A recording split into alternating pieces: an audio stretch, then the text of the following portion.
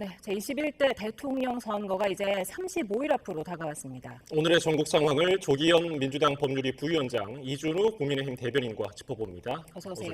네, 안녕하세요. 네, 지금 이재명 후보 선거법 위반 선고심이 모레 5월 1일 오후 3시에 선고됩니다. 대법원이 이렇게 빨리 선고를 한 적이 있었습니까? 없습니다. 제가 알기로는 그러니까 통상 사실 법리상 인정이 어려운 경우에 이제 심리 불속행 기각을 하는 사건들이 대법원 사건에 대단히 많은데요. 그런 사건의 경우, 그러니까 법리적으로 판단의 여지가 크게 없는 사건에도 이런 정도로 빨리 이루어진 적은 제가 보지 못했습니다. 그러니까 상당히 신속하게 이루어지고 있는 것이고요. 5월 1일 선고 일정이 지정됐다는 소식을 저도 깜짝 놀랐습니다. 그러니까 빨리 할 줄은 알았고 6월 3일 이전에 대법원이 선고하고자 하는 계획을 가지고 심리 절차에 들어갔다고 하는 것은 뭐 누구나 그렇게 이제 분석할 수밖에 없는 상황이긴 했는데 이렇게까지 빨리 진행됐다는 것은 뭐 전례 없는 일이라고 볼 수 있고요. 결론 여하를 떠나서 이제 대법원이 이 사건을 신속하게 정리해서 국민적 혼란을 최소화하겠다 이런 의지는 명확해 보입니다. 예, 국민의힘은 뭐 바로 환영 입장을 냈는데 빨리 선고해달라고 계속해서 요청을 해왔잖아요. 그렇죠. 예. 지난주에 이제 2번 심리를 했었습니다. 그리고 바로 다음 주, 이번 주에 결론 나는 것을 보면은 아마도 어느 정도 방향을 정해둔 것이 아닌가. 또 대법원에 있는 재판 연구관들이 상당한 준비를 많이 했던 걸로 그렇게 보입니다. 지금 이제 결정은 아마 3가지 정도 중에 하나일 겁니다. 상고 기각, 파기 환송, 그리고 파기 재판인 건데 제가 보기에는 무죄 취지라고 그러면 대선 전과 대선 후에 어떤 무죄 선고 내리는 게 큰 영향은 없을 겁니다. 근데 유죄라 그러면요. 대선 전과 후에 결론 내리는 게 굉장히 중요하죠. 유죄라면 민주당에서는 후보를 바꿔야 하는 그런 영향이 있는 거고요. 또 대통령 당선되더라도 유죄라 그러면 또다시 대선을 치러야 하는 그런 문제가 생길 수 있는 거기 때문에 대선 전에 결론을 내서 만약 유죄 취지의 어떤 판단을 내린다 그러면은 이제 대선 후보로 교체해가지고 대통령 대선을 또다시 치르는 걸 방지하기 위한 그런 목적이지 않겠느냐 생각 하나 들고요. 또 하나 이제 대법원의 구성을 좀 보면은 여기에는 헌재와 달리 우리법 연구회 소속이 아무도 없습니다. 그리고 민변 출신도 아무도 없습니다. 그런 의미에서 본다 그러면 좀 더 보수적인 성향의 재판관들이 많기 때문에 아마도 좀 유죄 취지의 어떤 움직임이 있는 게 아니겠는가 조심스럽게 예측을 좀 해봅니다. 네. 5월 11일까지가 대선 후보 등록일 마감이 되는 그 날이 아니겠습니까? 그 전에 지금 이렇게 대법원 전원 합의체가 9일 만에 선고를 내린다는 거 어떤 결과가 예상된다고 보십니까? 일단 심리 9일 만에 선고기를 잡았다는 거는 파기 재판의 가능성은 없다고 봅니다. 적어도 파기 재판을 하려면 뭐 그런 전례도 없거니와 만약에 파기 재판을 하려고 했다고 하면 이 1심 또 항소심의 이 사실 인정 관련돼서 철저하게 분석을 한 후에 양형 판단까지 했었어야 되는데 9일 안에 유죄로 이 항소심 판단을 바꾸고 양형 판단까지 한다는 것은 일정상 불가능하다고 보여져서요. 파기 재판 가능성은 없다고 보는데 파기 환송이나 이제 무죄 둘 중에 하나겠죠. 근데 저는 파기 환송을 하기에도 이 사건의 심리하는 그 9일 안에 그런 결정이 쉽지는 않을 겁니다. 왜냐하면 1심과 항소심 결과가 달랐고요. 적용 법리도 달랐습니다. 근데 이것을 항소심 판결을 번복해서 유죄 취지로 파기환송하려고 하면 항소심에서 적용했던 판례를 완전 변경해야 되는데 근데 항소심이 판결을 대단히 꼼꼼하게 썼고 대부분 판결 이후에서 대법원의 기존 이 허위사실 공표에 대한 판례를 다 원용하면서 하나하나 이 정리해 갔습니다. 이걸 번복하기 위해서는 이 재판 연구관들이 그거에 상응하는 법리 연구를 상당 시간 공을 들여 했었어야 됩니다. 그게 아무리 많은 인력이 투입된다고 하더라도 이 법리 검토나 이 그 항소심 판례 법리를 번복하기 위해서는 9일 갖고는 시간이 부족했다. 좀 그렇게 보여져서 그런 상황 또 이렇게 진행되는 일정을 종합적으로 고려한다고 하면 검찰의 상고를 기각하고 무죄로 확정하는 판결 가능성이 매우 높다 그렇게 봅니다. 예, 대법관들 사이에 의견이 어느 정도 좀 조율됐다고 볼 수 있을까요? 그렇다고 볼 수도 있겠죠. 지금 이제 총 11명인가 아마 하게 될 겁니다. 그래서 첨예하게 대립하는 것보다는요, 일정한 방향으로서 좀 다수가 있지 않을까 싶습니다. 지금 방금 말씀하신 것처럼 이게 1심이 지금 2년 넘게 걸렸고요. 이제 항소심 포함은 거의 3년 걸렸기 때문에 이게 쟁점인 정리가 이미 잘 되어 있습니다. 쟁점도 뚜렷하고요.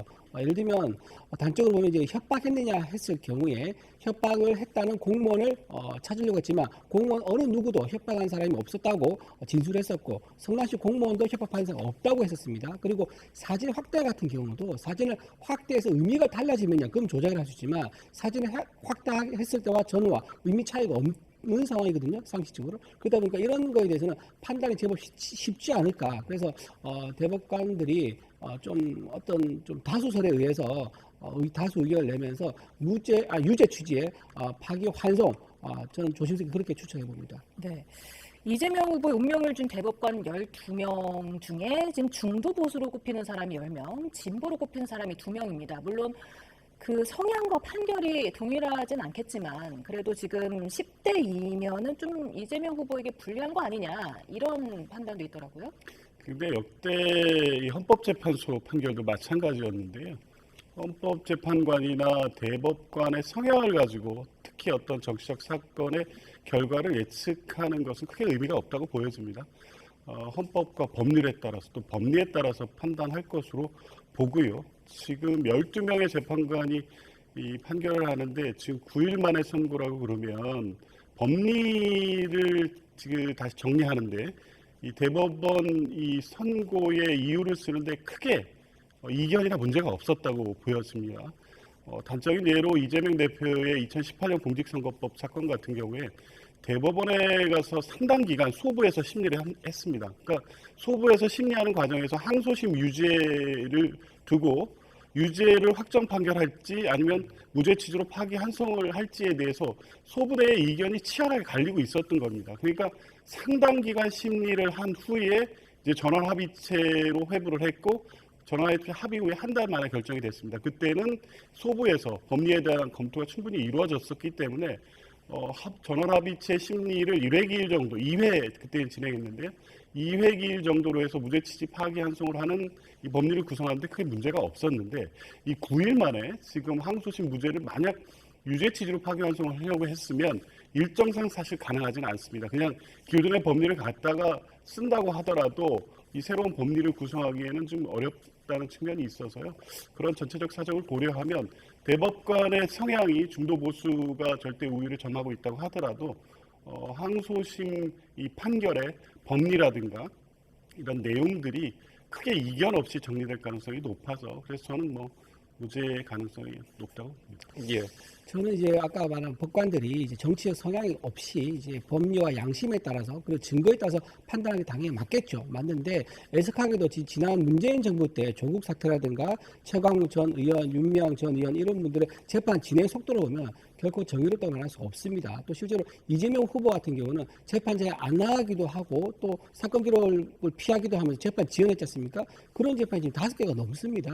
그래서 이재명 후보 앞에만 가면 작아진 사법부에 대한 그런 비판 여론이 굉장히 크기 때문에 조희대 대법관이 아마 이런 국민들의 법 감정 이걸 충분히 이해할 거고요. 이번 기회에 바로잡으려 할 것이다. 법리와 증거 양심에 따라서 유죄 취지의 판단을 하려고 한 게 아닌가 그렇게 예측해 봅니다. 예. 위원장님은 선고 기각 가능성에 무게를 두셨지만은 만약에 큰 시나리오 3개에 따라서 이재명 후보의 정치적 운명도 엇갈리겠죠?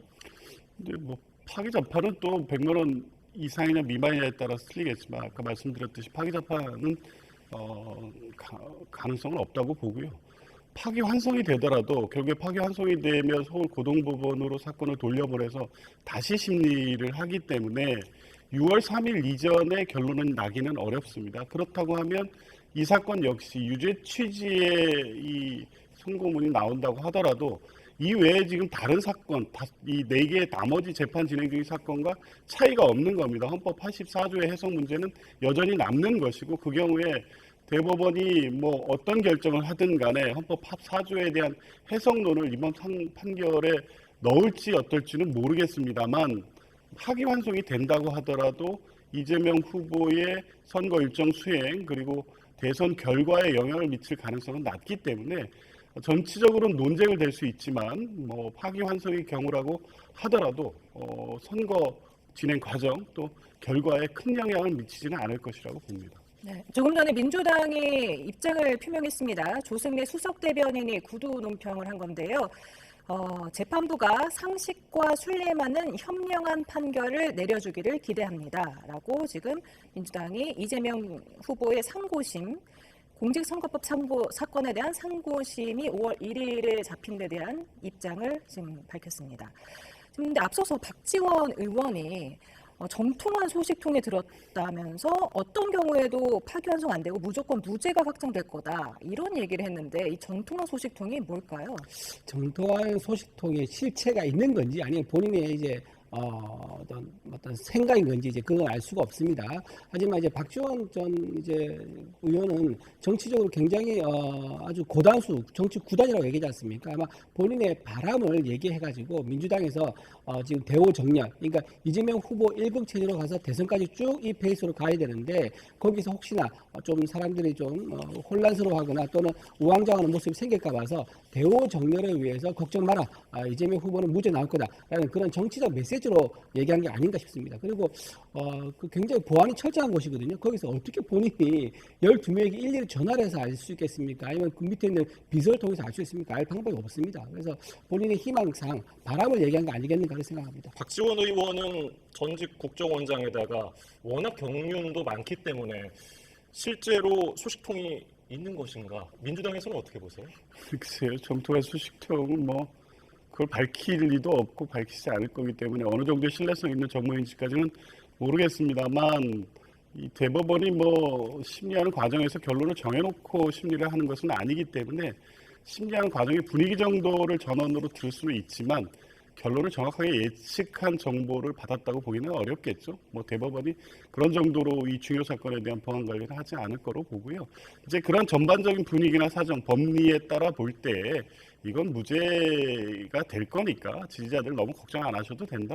이 부분에 좀 무게가 실린 메시지였다고 봅니다. 만에 하나 유죄 취지로 파기환송이 되면 2심에서도 이렇게 대법원처럼 속도를 내서 대선 전에 확정 판결을 내릴 수 있다고 보시는지요? 뭐 일정에 따라서는 불가능한 건 아니지만 이렇게 민감한 사안을 결국에 이제 그런 일정으로 간다고 하면 결국에 이제 파기환송이라는 건 항소심 무죄를 번복해서 유죄 취지, 그러니까 어느 항소심 판결 중에 법리 판단에 문제가 있기 때문에 이 부분에 대한 심리를 다시 해야 된다. 그러니까 무죄 판결이 잘못됐다는 이유를 붙여서 가니까 이제 그 부분에 대한 심리를 하게 되는데요. 대법원이 결론을 붙여보내는 것은 아닙니다. 예를 들면 어느 그 표현 관련해서 이 부분을 허위사실 공표로 보지 않은 것, 또 의견 표명으로 본 부분은 기존 법리와 상충되기 때문에 이 부분에 대한 검토가 필요하다는 취지를 붙여서 가는 것이지 항소심의 결론을 준 것은 아니기 때문에요. 항소심 역시 이 사실과 증거에 의해서 다시 판단하는 절차를 거쳐야 됩니다. 그게 5월 1일 날 대법원 선고 이후에 6월 3일 이전에 결론을 내는 것은 시간상으로도 사실은 어렵다고 보여져서요. 그래서 만에 하나 파기환송이 된다고 하더라도 이번 대선 자체에 영향을 줄 가능성은 높지 않다고 봅니다. 그렇다면 파기환송이 되더라도 그냥 이재명 후보는 그냥 등록을 하는 건가요? 5월 11일까지? 그렇죠. 다른 뭐 고려의 여지가 없다고 보고요. 파기환송이 되면 뭐 이 서울 고등법원에서 다시 심리를 해서 선고를 하는데 만약 그 선고가 이 취지대로 안 나와서 유죄로 이제 일부 지금 이번 항소심 선고가 다른 선고를 낼 경우에는 다시 재선고를 하게 됩니다. 그러니까 대법원 심리까지 다시 이어지기 때문에 항소심 법원이 확정한다고 하더라도 추가적인 심리 절차 대법원 재선고까지 이어지기 때문에 이번 이 대선 전에 최종적으로 확정 판결이 나는 것은 시간상 불가능합니다. 예, 국민의힘 얘기로 넘어가 보겠습니다. 당원 투표와 국민 여론조사 50%씩 반영한 2차 경선에서 김문수, 한동훈 후보가 문턱을 넘었습니다. 두 사람의 목소리 듣고 오시겠습니다. 애국 시민 여러분 모시고 우리 대한민국의 위기를 이겨내고 저 김문수는 누구라도 손잡고 반드시 이재명 독재를 막아내겠습니다. 저는 서서 죽겠다는 각오로 여론을 위해서 싸워서 반드시 이기겠습니다. 경선이 진행되는 과정에서 중간에 단일화니 뭐냐고 얘기하는 건 저는 공감하지 않습니다. 네. 국민의힘 김문수, 한동훈 후보가 결선에 진출했습니다. 예상을 하셨던 결과인가요? 김문수 후보는 이제 결선 갈 거라고 예상을 했습니다. 지금 이번에 그 4강 특이점이 뭐냐면 이게 진영으로 갈렸다는 거거든요. 2대2가 됐지 않습니까? 탄핵 반대 2명, 찬성 2명 이렇게 갔는데 이렇게 가게 되면 이제 어떤 효과가 생기냐면 양쪽 진영에서요 한 사람에게 표를 모아주는 이런 이제 결집 효과가 생깁니다. 그러다 보니까 탄핵 반대했던 쪽에서는 아무래도 김문수 후보, 그러니까 김문수 후보가 지나온 여론조사에서부터 계속 1등을 달려왔거든요. 대세에 따르는 밴드웨건 효과가 있는 거죠. 그래서 김문수 후보에게 쏠릴 것이다라고 예상을 했었었고요. 그다음에 탄핵 찬성했던 쪽에서는 한동훈 후보와 안철수 후보인데 아무래도 안철수 후보보다는 한동훈 후보가 토론에서 좀 더 좋은 점수를 받았던 것 같아요. 그래서 한동훈 후보한테 쏠려가지고 이 두 사람이 결선에 올라가지 않을까 어느 정도는 예상을 했다 이렇게 볼 수 있습니다. 예. 홍준표 후보가 탈락을 했는데 한독수 대행 영향을 받았을까요? 뭐 그렇다고 봅니다. 저도 김문수, 한동훈 후보가 최종 2인 경선에 올라갈 것으로 봤는데요. 최초의 4인 경선이 확정됐을 때만 해도 이 김문수 후보의 경쟁력이 실제 그 지지자들, 유권자들한테 노출이 되면 될수록 지지율이 좀 떨어질 거라고 봤습니다. 그러니까 김문수 후보의 지지율은 탄핵 국면에서의 그 꼿꼿한 이미지, 윤석열 전 대통령을 지키고자 하는 이 강성 지지층들의 지지를 받고 있었기 때문에 이 실제 파면 선고가 난 이후에는 결국에 이길 수 있는 후보가 되어야 되지 않겠느냐라는 쪽으로 국민의힘 당내 여론, 지지자 여론이 바뀔 것으로 봤는데 이제 그렇지 않았던 거죠. 그 결정적인 변수가 한덕수 후보의 출마 의지, 한덕수 대망론 등이 나오면서 결국에 국민의힘 경선에서 최종 통과한 후보와 한덕수 대행 간의 단일화 절차가 남아있다. 그러면 단일화에 가장 적극적이고 단일화를 통해서 시너지를 내서 민주당 이재명 후보와 의미 있는 경쟁을 해볼 만한 절차로 가야 된다는 여론이 강하게 형성되면서 김문수 후보의 지지율이 지탱을 하고 있었던 것으로 보여지고요. 반면에 이제 한동훈 후보 같은 경우에는 결국에 탄핵 찬성의 어떤 당내 여론을 안철수 후보가 일부 가져가고 있었는데 안철수 후보가 본인의 지지층을 유지하면서 또 한동훈 후보와의 비교 우위에서 추가적으로 한동훈 후보의 어떤 지지 여론을 지지세를 갖고 올 만한 정도의 매력을 보여주지는 못했거든요. 오히려 한동훈 후보에게 이 결집 효과가 생기면서 탄핵에 찬성한 여론이 한동훈 후보에 대한 지지 여론으로 더 이어졌기 때문에 그래서 이제 최종적으로는 김문수, 한동훈 후보가 될 것으로 봤고 예상했던 대로 결과가 나왔습니다. 네, 홍준표 전 시장은 이제 자연인으로 좀 돌아가서 편하게 살도록 하겠다. 이번 대선에서 저의 역할은 여기까지입니다 하면서 정기 은퇴를 선언했더라고요. 지금 마음이 아마 굉장히 좀 씁쓸한 것 같아요. 본인이 당에서 30년 넘게 정치인으로서 생활해왔고 대구시장까지 내려놓고 대선에 도전했는데 4강은 당연히 올라갔겠지만 결선은 못 올라간 것에 대해서 굉장히 좀 섭섭한 마음이 있지 않을까 싶은 생각이 들면서 좀 욱하는 심정에서 지금 탈당을 하면서 정계 은퇴 이런 얘기까지 나오는 것 같아요. 근데 지금 우리 국민의힘에서는 빅텐트라는 이제 엄청난 국민적 기대감을 갖고 있는 큰 이벤트가 있습니다. 거기서 홍준표 후보가 가진 정치적 영향력, 상징성은 단순히 TK에만 한정된 게 아니거든요. 그래서 보수로 상징하는 아주 정책이 뚜렷한 분이기 때문에 이분들 다시 모셔와서 우리 빅텐트에 좀 담아서 같이 가야 되지 않겠나 생각하는데 홍준표 대표가 조금 이제 아쉬웠던 게 뭐냐면은 지금 이준석 후보와 내가 만약에 단일화 된다 그러면 이준석 후보를 가장 잘 데려올 수 있는 사람은 나다라는 것을 좀 보여줬었던 반면에 김문수 후보는 처음부터 한덕수 권한대행과 단일화를 가장 스무스하게 할 사람은 나다라는 것을 강조했어요. 그러니까 여기 좀 갈렸던 것 같아요. 많은 국민들과 지금 우파에서 이제 기대하는 것은 단일화 효과거든요. 단일화 효과에 대해서 뭔가 홍준표 후보는 까다로운 조건을 내세운 반면 김민수 후보는 굉장히 열려있는 그런 행보를 보였기 때문에 아마 우파 쪽에서 표를 가져오는데 조금 실책이 있지 않았는가 그런 생각을 봅니다. 예, 이제 선거인단과 국민 여론조사 50%씩을 해서 오는 토요일에 한 명이 결정되는데 지금 상황에서 누가 좀 유리하다고 보세요? 뭐 여전히 김문수 후보가 다소 앞서가고 있지 않을까 보여집니다. 이번 선거의 뭐 실제 득표율은 공개되지 않아서 잘 모르겠지만 당원과 일반 그 지지층 여론이 크게 다르지는 않을 것으로 보이고요. 이 당원의 구성을 보면 국민의힘 지금 50%의 그 선거인단이 참여하는 당원 같은 경우에 영남권 비중이 매우 높습니다. 근데 최근에 나타나는 경향성을 보면 영남권에서는 여전히 이번 탄핵 국면에 대해서 국민의힘 대처에 대해서 윤석열 전 대통령을 지키지 못한 것에 대한 어떤 비판, 여론 이게 크게 수그러들지는 않는 것으로 보여지고요. 더군다나 한덕수 대행의 출마가 사실상 기정사실화 되면서 결국에 이 한덕수 대행과의 단일화를 통해서 시너지 효과를 내고 이런 어떤 경선 기획과 전략 이런 부분에 대한 당내 당원들이나 지지자들의 여론이 형성될 것으로 보여지고요.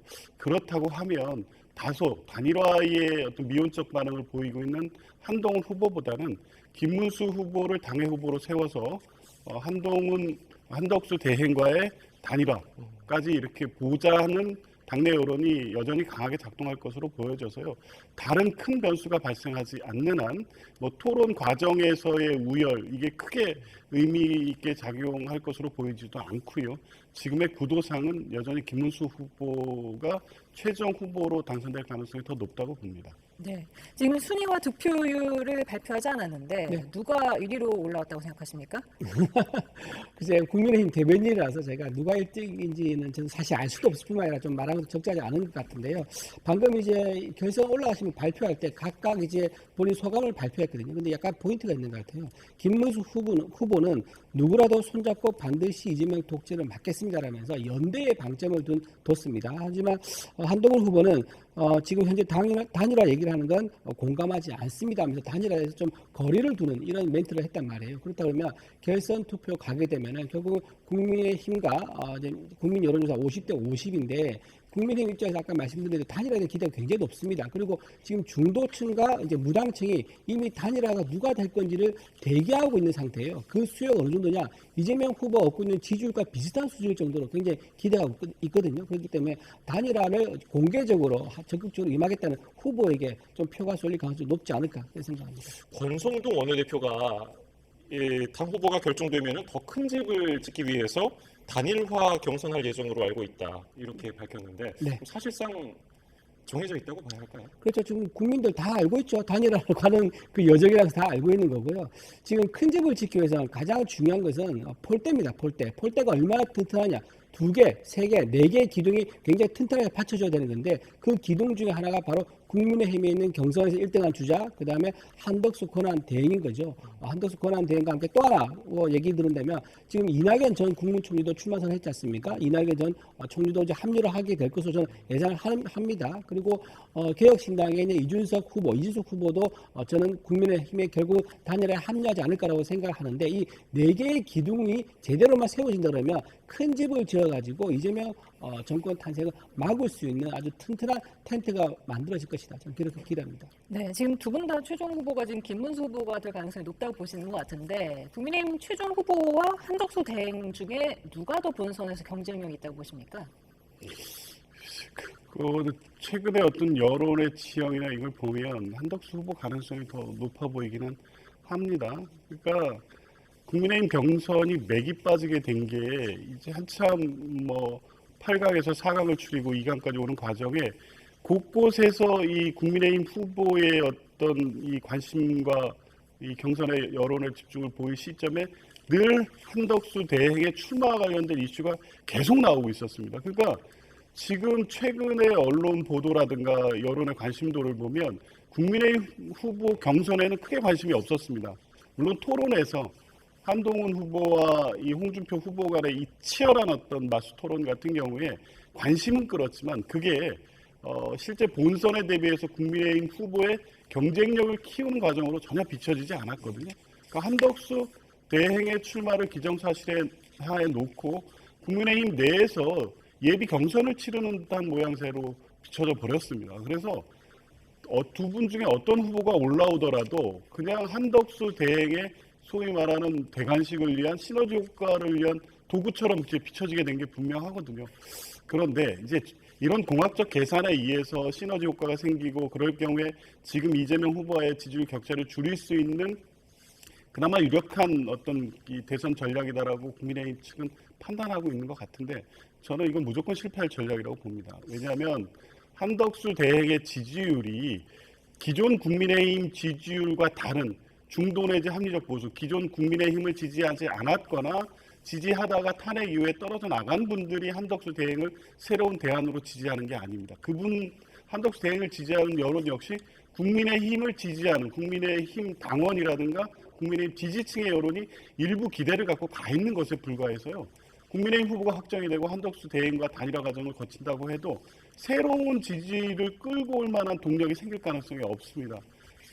이게 이제 그래서 단순 공학적으로 이런 계산을 한다고 해서 국민 여론이 크게 움직일 것 같지 않고 거기에 다른 어떤 제3후보 뭐 가능성이 어느 정도 될지 모르겠습니다만 이낙연 전 총리라든가 이준석 뭐 후보까지 다 더한다고 하더라도 지금 이재명 후보와의 격차를 줄일 만한 어떤 뭐 그런 기획이 되기는 쉽지 않아 보여서요.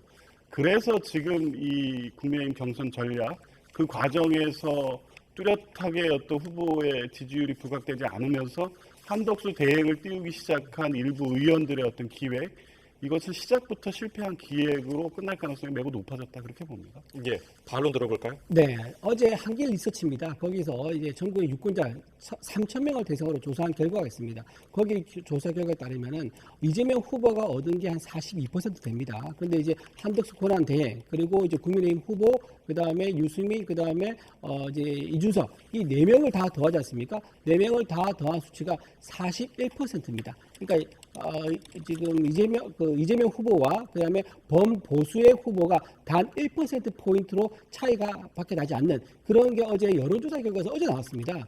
그렇기 때문에 지금 이제 민주당에서는 이재명 후보의 압도적인 어떤 1위 수성을 기대는 하겠지만 실제 여론은 그렇지 않다. 범보수에서 4명의 수를 단순 합만 해도 41% 나오는데 만약에 단순 합을 하면서 시너지 효과까지 생긴다 그러면은 이거는 이재명 후보가 얻고 있는 42%를 뛰어넘는 그런 결과가 나올 거라 좀 보고요. 또 이재명 후보가 지금 얻었던 경선 내용을 보면 굉장히 이재명 후보는 처음부터 끝날 때까지 시종일관 잔잔한 물결이었습니다. 왜냐하면 스포츠의 결과를 미리 알고 있는 만큼 재미없는 게 어디 있겠습니까? 그렇기 때문에 저는 이재명 후보의 잔잔한 물결 그런 경선을 두고 지금 국민의힘은 8명, 2명 이제 단일화, 그 다음에 이제 가는 이런 우상향 경선에 대해서 이제 국민들한테 주목을 받지 못했다고 얘기하면서 좀 적절하지 않다. 오히려 국민의힘이 이제 경선을 통해서 당 지지도를 끌어올렸고 아마 이 에너지를 토대로 해서 이제 이재명 후보와 치열한 경쟁을 하게 될 거다 저는 그렇게 봅니다. 예, 방금 언급하신 여론조사 내용은 저희가 정보를 좀 찾는 대로 말씀을 드리겠습니다. 아직 저희가 못 찾아서요. 단일화 방식은 어떻게 될 것이냐. 뭐 노무현 정몽준 모델을 언급하는 분들도 있고요. 어떤 식으로 될 것 같습니까? 이제 결선에 가면 그 얘기 나올 거예요. 그러니까 결선에 가면 탄핵에 대한 서로 공방도 있을 거지만 그다음에 단일화 어떻게 할 것인가 나올 건데 지금 한동훈 후보는 단일화 지금 찬성하지 않는 입장이거든요. 그렇기 때문에 이제 김문수 후보가 단일화에 대해서는 콘클라베 방식을 얘기했습니다. 서로 협의해서 원샷으로 하는 거. 그러니까 문을 닫고 그 안에서 내부에서 전부 다 어떤 조건이든지 다 얘기하고 그리고 거기에 대해서 결정난 거는 밖에 새나가지 않게 하는 그런 방식을 얘기했는데 제가 보기에는 지금 시간이 부족합니다. 또 경선을 하거나 토론을 하거나 하면은 시간이 부족해서 우리가 대선을 치르기에 준비가 아주 부족하기 때문에 아마도 김문수 후보가 얘기하고 있는 안에서 협의에 의한 단일화 방식, 이 방식이 좀 선호되지 않을까 그렇게 생각합니다. 네, 지금 단일화 시점도 좀 궁금한데 5월 11일 그 대선 후보를 등록하는 마감일까지 단일화를 할 수 있을 것으로 보십니까? 그렇게 하지 않으면 사실은 뭐 누가 될지는 뭐 가능성은 예측해 볼 수 있지만 누가 될지 모르는 상황에서 그 불확실성이 너무 커지기 때문에 5월 11일 이전에 단일화를 하려고 하겠죠. 그렇지 못할 경우에 자칫 기호 2번을 잃게 될 가능성도 있고요.